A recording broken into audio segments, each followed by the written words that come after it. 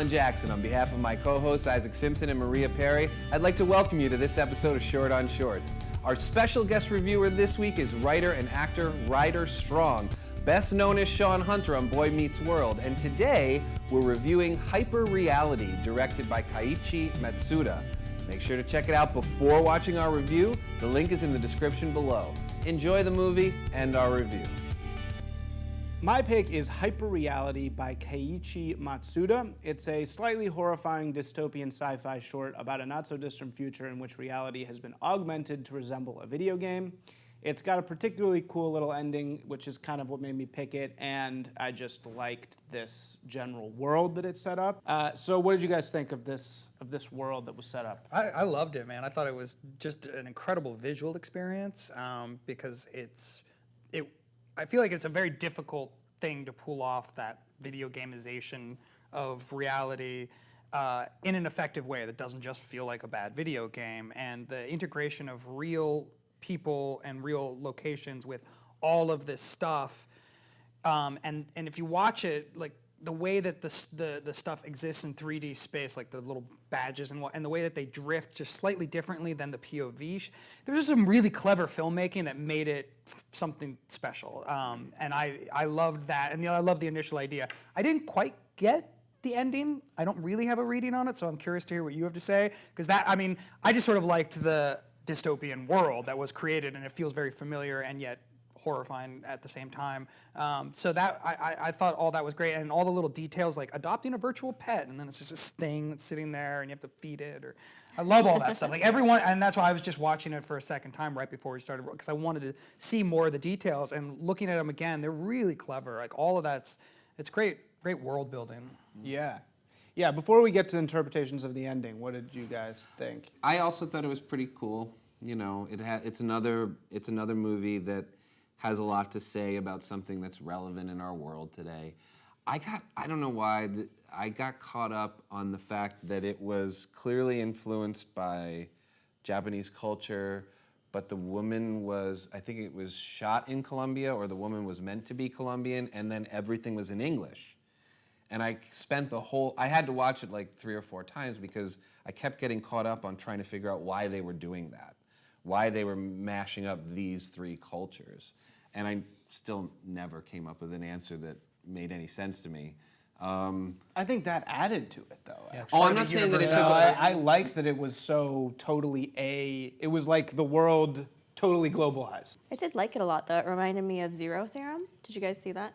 Mm-hmm. I feel like I did. It's the Terry Gilliam? I think so. Yeah, the most recent Terry Gilliam film that came out, and it has that sort of thing where there's like pathways that light up to like guide you to work. And I also felt that it was really, really relevant because we're not that far right now from this sort of augmented reality VR sort of setup. I know there's a place in Utah, I think, that just built this big building, and everybody goes in with headsets, and depending on the game you choose, you interact with the same building that other people are interacting with in different games. So like maybe you're shooting at aliens and somebody else is wandering around looking for clues for their video game or whatever, but they are all in the same space.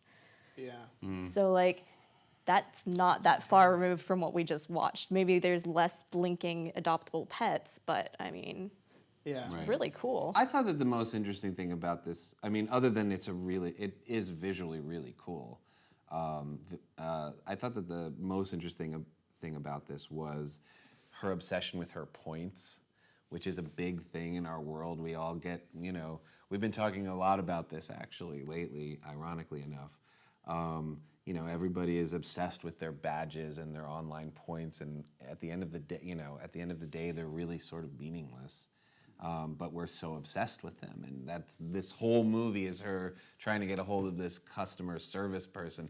Are my points okay? Are my points okay? And then she loses them in the end, and then she's so devastated by the loss that I think, and this is maybe a segue into talking about the end. The other thing that I noticed watching it a second time, she's not shopping for herself or whoever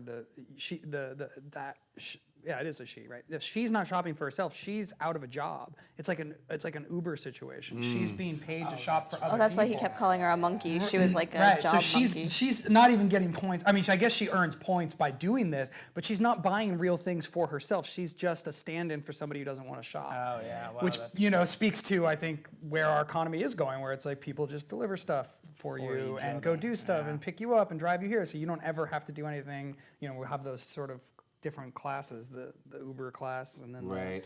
it's a weird. Can we also talk about, like, there's that, when her reality is having its glitches, like, some of the people around her are just completely glitching in and out of existence. Like, I want a horror film like that.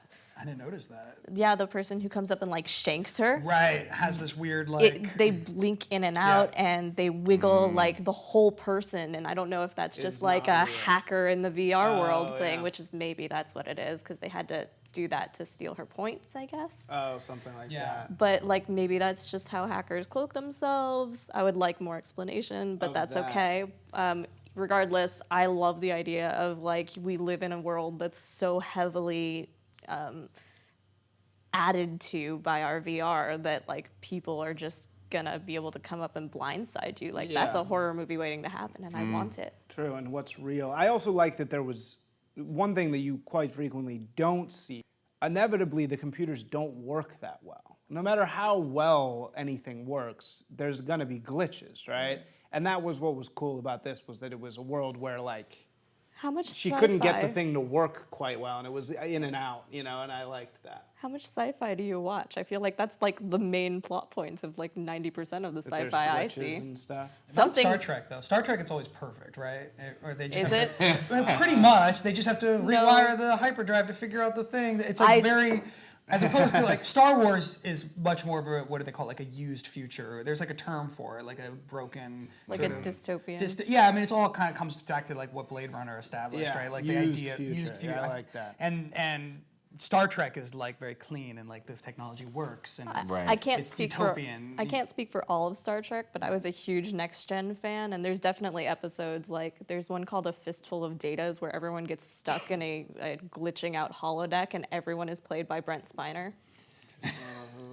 The depth of your sci-fi knowledge is just, nobody can compete with this. I'm sure lots of people can Yeah, and, not and on do, this- but not here. Not on this I'm set. sorry. Regardless. All right, so let's just talk about the end really quickly. I'm just going to spoil it. At the end, she turns to religion, and she loses all her corporate capitalism points, and she gains some religion points. She loses her entire identity, Yeah, actually. she loses her entire identity with all the points. And the first thing she does is she's like, oh no, my points are gone, my identity is gone. She turns around and there's a poster there that's like, try Catholicism. And she's Yeah. like, okay. Which I thought was very effective, because I think religion does have a lot to do with identity, and a lot of people are doing it for points in a weird way. What did you guys think? How did you interpret that ending? I guess I thought it was I looked at it in a couple of different ways. I looked at it as a sort of, when people are at their lowest point and feel lost, religion is always there to take them in, which I guess you could take in a couple of, that in and of itself, you could take in a couple of different ways. I mean, I look at it as an exploitative thing. And I also just, there was, the other part of it was that you did get points also for joining. There's like a gamification of religion, right? Which oddly seemed to cheapen it somehow. There's a cool connection too between the way that her identity gets stolen, which is like they steal blood from her, so it becomes a stigmata, and then she's being reborn because she has to delete her whole identity, loses everything, and now it's like, I'm going to be reborn in Catholicism. It's a nice little. I missed that Jesus-y stigmata thing. reference. That's true. That actually is very cool. Yeah. Alrighty. Well, I think this one was definitely a good one. We all sort of enjoyed it.